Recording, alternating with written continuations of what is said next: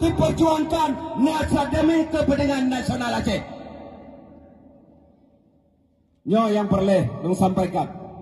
Orangnya orang Cilun, Jakarta hana salah hili orangnya.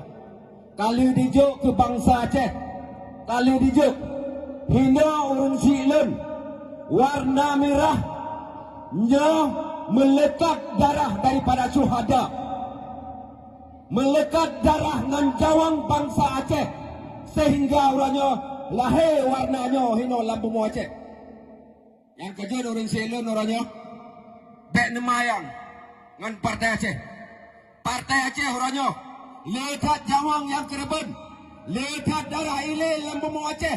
Seandainya orangnya tak tolong syuhada, orangnya tak pagi nanggro Aceh, sungguh terpagi nanggro Aceh dengan tolong syuhada, karena bak gemita marwah bangsa Aceh.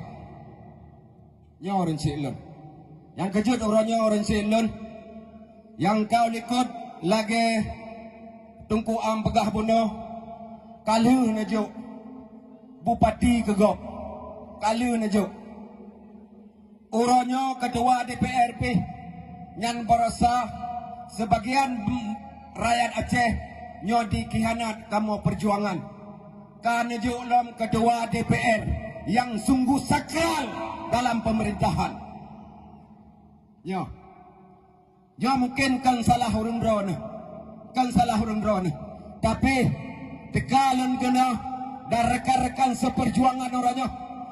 Apabila nabi kesalahan kamu orang Cilun, apabila pindah kesalahan kamu di dalam pejabut orangnya, apabila salah pemimpin kamu orangnya Haji Muzakir Manaf, orang Cilun melalui lidah lentuan orangnya lelaki maaf, berayakan maaf bak orang drone orang Cilun. Tapi perlelong sampaikan bak orang drone jio dalam benak hati gerakan Aceh Merdeka orangnya kamu sangat bersayang ke bangsa Aceh.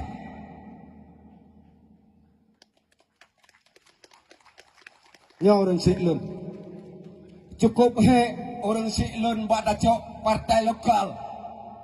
Hana urung yang hana kamu klaim, hana klaim yang hana kamu orangnya pakai orang Cilun, hadap yang nejo ke kamu orang Cilun. Orang Cilun orangnya saya tegaskan, yang selaku ketua Satgas Kabupaten Mirin wilayah Batahelek, saya serukan ke mandum jajaran baik Satgas yang menalang kampung, apabila terjadi manipolitik di Kabupaten Mirin, maka akan tindakan tegas dari kamu Satgas Kabupaten Mirin.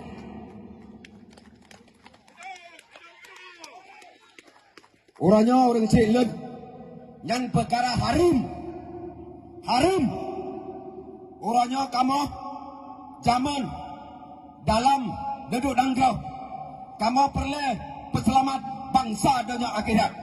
Dan orangnya coba orangnya na tim orangnya na pemuda orangnya yang pegot money politik lang Kabupaten Mirin piyo saudara le